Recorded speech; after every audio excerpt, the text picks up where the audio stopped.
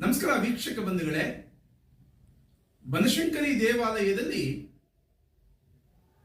ಪಾರೆಪತ್ತದಾರರಾಗಿ ಕೆಲಸ ಮಾಡ್ತಿರುವಂತ ಶೀಲಾ ಅಂತೇಳಿ ಒಬ್ಬ ಮಹಿಳೆಯನ್ನ ಶ್ರೀಧರ್ ಅವರು ಗವಿಗಂಗಾಧರೇಶ್ವರ ದೇವಾಲಯದಲ್ಲಿ ಸ್ವೀಪರ್ ಆಗಿ ಕೆಲಸ ಮಾಡ್ತಿದ್ದಂತ ಮಹಿಳೆಯನ್ನ ಕರ್ಕೊಂಬಂದು ಪಾರೆಪತ್ತದಾರರಾಗಿ, ಅರ್ಥಾತ್ ದೇವಾಲಯದ ಟೆಂಪಲ್ ಎಂಪ್ಲಾಯೀಸ್ಗೆ ಪದೋನ್ನತಿ ಅನ್ನೋದೇ ಇಲ್ಲ, ಇಲ್ಲೀಗಲ್ ಆಗಿ ಪಾರೆಪತ್ತದಾರರು ಅಂತೇಳಿ ಸ್ವಾರ್ಥಕ್ಕೆ ಉಪಯೋಗಿಸ್ಕೊಂಡು ಬನಶಂಕರಿ ದೇವಾಲಯದಲ್ಲಿ ತಂದು ಬಿಟ್ರು. ಅವತ್ತಿನಿಂದ ಇವತ್ತಿನವರೆಗೂ ಬನಶಂಕರಿ ದೇವಾಲಯದಲ್ಲಿ ಯಾರ್ಯಾರು ಕಾರ್ಯನಿರ್ವಾಹಕ ಅಧಿಕಾರಿಗಳಾಗಿದ್ರು ಅವರೆಲ್ಲ ತಪ್ಪು ಮಾಡೋದಿಕ್ಕೆ ಪ್ರಚೋದನೆ, ಅಂದ್ರೆ ಒಂದ್ ರೀತಿಯಲ್ಲಿ ನಾನು ತಪ್ಪು ಮಾಡಿದ್ದೀನಿ, ಈ ಮಹಿಳೆ ಹೇಳ್ದಂಗೆ ನಾನು ಕೇಳಬೇಕು ಅನ್ನುವಂಥ ರೀತಿಯಲ್ಲಿ ಆ ಮಹಿಳೆ ಅವ್ರಿಗೆ ಹೇಗೆ ಬೇಕೋ ಹಾಗೆ ಕ್ರಿಯೇಟ್ ಮಾಡುವಂತ ಕೆಲಸ ಮಾಡಿದ್ರು. ಈ ಹಿನ್ನೆಲೆಯಲ್ಲಿ ಈಗ ಕಳೆದ 1 ವರ್ಷಗಳ ಹಿಂದೆ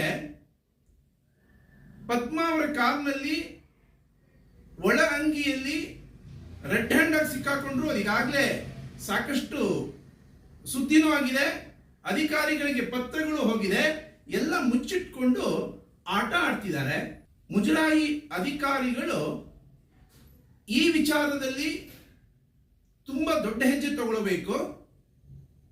ಇವರಿಗೆಲ್ಲ ಏನಪ್ಪಾ ಅಂತಂದ್ರೆ ಕೇಂದ್ರ ಕಚೇರಿಯಲ್ಲಿ ನನಗೆ ಸಪೋರ್ಟ್ ಮಾಡೋರು ಇದ್ದಾರೆ ಅನ್ನೋ ದೃಷ್ಟಿಯಿಂದ ಇನ್ನೂ ಹೆಚ್ಚೆಚ್ಚು ತಪ್ಪುಗಳನ್ನು ಮಾಡೋದಕ್ಕೆ ಪ್ರಯತ್ನ ಮಾಡ್ತಾರೆ.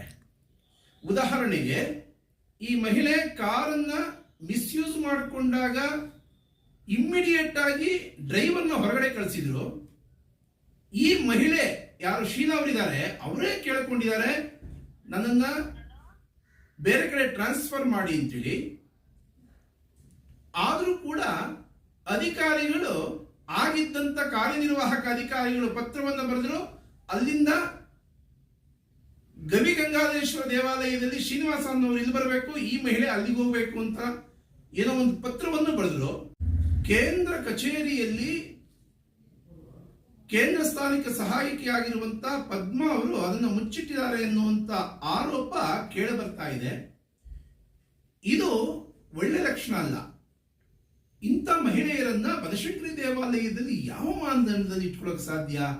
ಯಾವುದೋ ಕೆಲವರ ಸ್ವಾರ್ಥಕ್ಕೋಸ್ಕರ ದೇವಾಲಯದ ವ್ಯವಸ್ಥೆಯನ್ನ ಹಾಳು ಮಾಡುವಂತ ಕೆಲಸ ಇಲ್ಲಿ ಆಗಬಾರದು.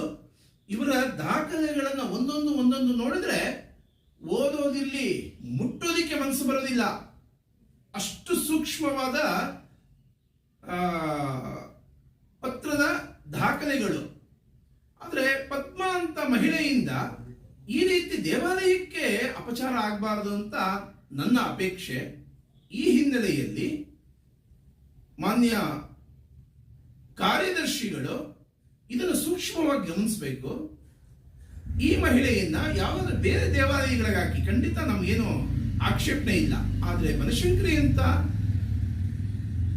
ಸುಸಂಸ್ಕೃತ ಭಕ್ತಾದಿಗಳು ಬರುವಂತ, ಮಹಿಳಾ ಭಕ್ತಾದಿಗಳು ಅತಿ ಹೆಚ್ಚು ಬರುವಂತ ಜಾಗದಲ್ಲಿ ಇಂಥ ಮಹಿಳೆಯರಿದ್ರೆ ಬರುವಂತ ಯಾವುದೇ ಕಾರ್ಯನಿರ್ವಾಹಕ ಅಧಿಕಾರಿಗಳಾಗ್ಲಿ ದಾರಿ ತಪ್ಪೋದ್ರಲ್ಲಿ ಸಂದೇಹವೇ ಇಲ್ಲ. ಈ ಹಿನ್ನೆಲೆಯಲ್ಲಿ ಫಸ್ಟು ಈ ಮಹಿಳೆಯನ್ನ ದೂರ ಹಾಕಿ, ಬನಶಂಕರಿ ದೇವಾಲಯದಿಂದ ಹೊರ ಹಾಕಲಿಲ್ಲ ಅಂತಂದ್ರೆ ಮುಜರಾಯಿ ಇಲಾಖೆಯಲ್ಲಿ ಒಂದು ಪ್ರತಿಭಟನೆಯ ಭಾರಿ ದೊಡ್ಡ ಮಟ್ಟದ, ಇಡೀ ರಾಜ್ಯ ನೋಡುವ ರೀತಿಯಲ್ಲಿ ಪ್ರತಿಭಟನೆ ಕಾರ್ಯಕ್ರಮ ಮಾಡಬೇಕಾಗತ್ತೆ. ಎಚ್ಚರಿಕೆಯಿಂದ ಮಾನ್ಯ ಆಯುಕ್ತರು ಇದನ್ನು ಗಮನಿಸಬೇಕು. ಪ್ರತಿ ಸರಿ ಹೇಳುವಾಗಲೂ ಕೂಡ ಈ ಸೂಕ್ಷ್ಮವಾದ ಪ್ರತಿಗಳನ್ನು ತೋರಿಸ್ತಾನೆ ಇದ್ದೀನಿ. ನಾನು ಕೈನಲ್ಲಿ ಮುಟ್ಟಲಿಕ್ಕೆ ಅಸಹ್ಯ ಅಂತ ಅನಿಸ್ತಾ ಇದೆ. ನಿಮಗೆ ಅನಿಸುತ್ತೋ ಇಲ್ವೋ ಅದು ನಿಮಗೆ ಬಿಟ್ಟಿದ್ದು ಅಧಿಕಾರಿಗಳೇ.